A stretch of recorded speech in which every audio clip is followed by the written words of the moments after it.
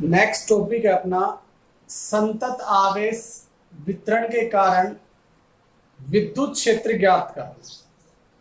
कि किस प्रकार से हम संतत आवेश से विद्युत क्षेत्र ज्ञात कर सकते हैं, यह अपना टॉपिक है। इसमें क्या करते हैं हम, देखिए कि मान लीजिए अपने पास कोई वस्तु है, ये वस्तु, अब इस पर आवेश तो फैला हुआ है।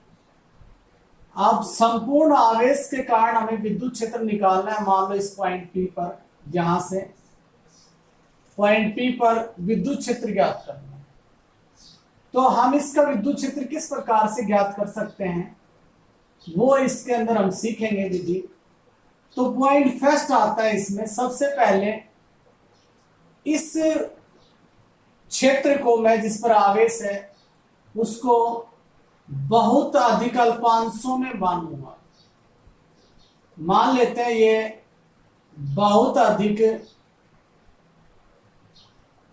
अल्पांशों से मिलकर बना है।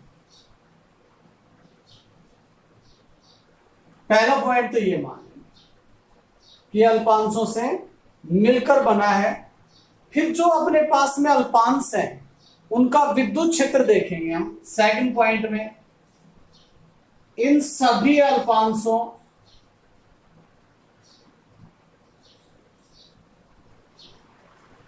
पर आवेश dq की परिकल्पना करनी है। हम ये मान लेंगे सभी अल्पांशों पर dq आवेश है, उपस्थित है, परिकल्पना करते हैं। अब जो अल्पांश आ गया, उस अल्पांश के कारण हम किसी भी बिंदु पर विद्युत क्षेत्र निकालते हैं। अल्पांश में उपस्थित आवेश के कारण P बिंदु पर विद्युत क्षेत्र ज्ञात करते हैं कि विद्युत क्षेत्र कितना होगा, विद्युत क्षेत्र ज्ञात करते हैं। जैसे मान लो सपोज दैट कि यहां विद्युत क्षेत्र कितना बनेगा, यहां विद्युत क्षेत्र आएगा E सैदिश equal to K dq upon में, दूरी है मान लो R है तो R स्क्वायर आ जाएगा, और अल्पांश आवेश है तो अल्पांश ही विद्युत क्षेत्र आ जाएगा, और इसका एकांक सदिश कौन आएगा, R कैप आ जाएगा। तो ये अपने पास अल्पांश का विद्युत क्षेत्र आ जाएगा। फिर अगले पॉइंट पर हम सभी अल्पांशों के विद्युत क्षेत्रों को जोड़ देंगे। नंबर 4 पर हम सभी अल्पांशों के विद्युत क्षेत्रों का सदिश योगफल करेंगे, मतलब कि उनका समाकलन से विद्युत क्षेत्र निकाल देंगे। और विद्युत क्षेत्र निकालेंगे उस संपूर्ण पृष्ठ के लिए लागू हो जाएगा जो अपने पास में आएगा, K तो कांस्टेंट है, बाहर आ जाएगा, dq अपॉन में R स्क्वायर R कैप, और उस जो भी होगा अपने पास पृष्ठ है, लंबाई है, उसी के अकॉर्डिंग इस फार्मूले की सहायता से हम उसका विद्युत क्षेत्र ज्ञात कर सकते हैं। इस प्रकार से हम इसको सोल्व करेंगे, सभी अल्पांशों के अलग अलग भागों को सोल्व करेंगे। तो ये अपने पास में था। आगे नेक्स्ट देखते हैं कि कैसे कैसे पृष्ठों की प्रकृति के आधार पर हमें विद्युत क्षेत्र की परिकल्पना लेनी है। तो देखिए यहां पर आगे, मान लीजिए अपने पास जो वस्तुएं हैं वो किस प्रकार से विभाजित है, वो 3 प्रकार से हैं। रेखीय आवेश वितरण के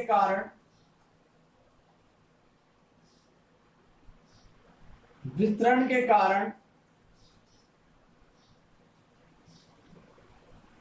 विद्युत क्षेत्र ज्ञात करना। तो मान लीजिए अपने पास में कोई रेखीय वस्तु है,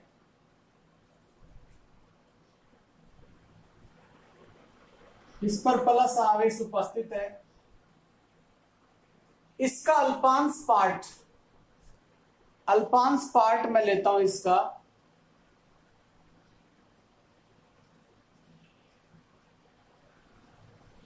अल्पांश पार्ट अपने पास ये ले लिया मैंने डी क्यू,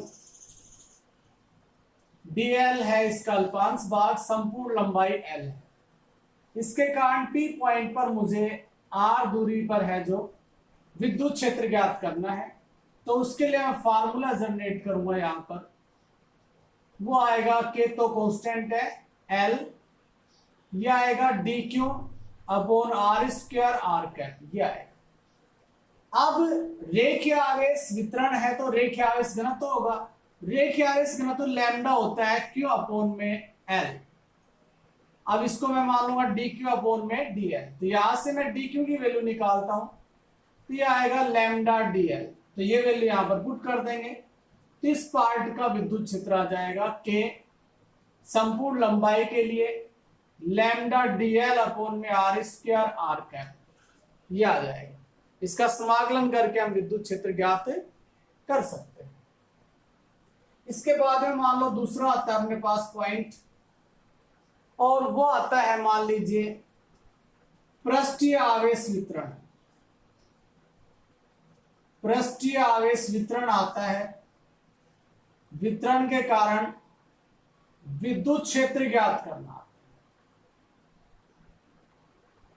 इसमें भी हम वही बात करेंगे, पृष्ठ मान लें, कोई भी मान लो पृष्ठ ले लिया, इस पर आवेश उपस्थित है, किसी प्रकार से आवेश उपस्थित है, और इस आवेश के लिए मैं यहां इसका संपूर्ण पृष्ठ है मान लो एस, और इसका अल्पांश पृष्ठ यहां मान लेता हूं ds, जिस पर dq आवेश उपस्थित है। यहां से r दूरी पर p पॉइंट है जहां मुझे विद्युत क्षेत्र निकालना है। इसके लिए वही विद्युत क्षेत्र का फार्मूला लगेगा, इक्वल टू ये तो आएगा संपूर्ण पृष्ठ का समाकलन पृष्ठीय आवेश वितरण के कारण विद्युत क्षेत्र ज्ञात करना।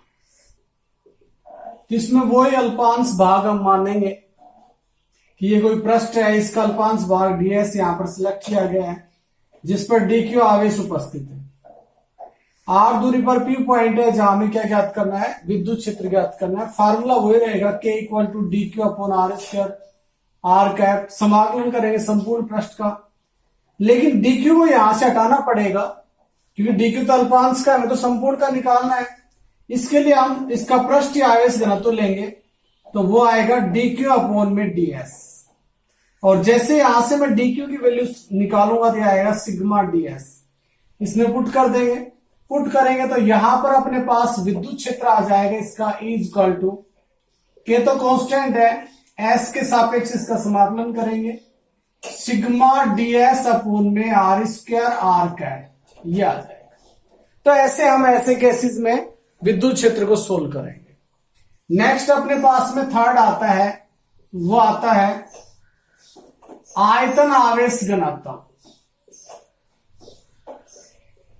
आवेश घनत्व के कारण विद्युत क्षेत्र ज्ञात करना।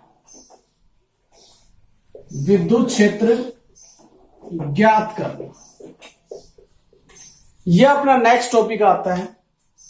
अब इसमें वही है, हम कोई क्यूब मान लेंगे, कोई भी अपने पास क्यूब है, जैसे मान लीजिए ये क्यूब है अपने पास, और इस क्यूब के पास में आयतन है, आयतन मान लीजिए इसका भी आयतन है, इस पर अल्पांश भाग हमने माना dv, और dv का जो है अपने पास, उसके पास dq आवेश है। यहां से r दूरी पर मान लीजिए इस पर आवेश वितरित है, r दूरी पर p पॉइंट है जहां विद्युत क्षेत्र निकालना है। तो फार्मूला एच भी सेम आएगा कि समाकलन करेंगे v के सापेक्ष आवेश अपॉन में आर स्क्वायर आर कैप। अब dq निकालेंगे तो इसमें आयतन आवेश घनत्व होता है रो, जो होता है dq अपॉन में dv। तो यहां से dq निकालूंगा मैं, रो dv आ जाएगा। इसमें जैसे वैल्यू पुट करेंगे तो यह आएगा k, v के सापेक्ष करेंगे रो dv अपॉन में आर स्क्वायर, और ये आर कैप आ जाएगा। ऐसे हम इसको विद्युत क्षेत्र को इन सभी फार्मूलों ने और भी आसान बना दिया निकालना। तो हम विद्युत क्षेत्र इनकी सहायता से हम ज्ञात कर लेंगे, तो इनको नोट कर लेना अच्छे प्रकार से। जितना मैंने लिखा इतना ही मैटर है, एग्जाम के अंदर इसका पॉइंट बहुत कम पूछा जाएगा, बाकी ये नॉर्मल बेसिस के ऊपर है कि भाई किस प्रकार से हम हल कर पाएंगे। आगे डेरिवेशन चलेंगे, वो एग्जाम से रिलेटेड है, ये पोर्शन नहीं है। आवेश घनत्व के जो है, रेखीय आवेश घनत्व, पृष्ठीय आवेश घनत्व, आयतन आवेश घनत्व, इनके क्वेश्चन पूछे जाते हैं। क्या होता है, किसे कहते हैं, क्या मात्रक है, क्या विमा है, इतना ही पूछा जाता है।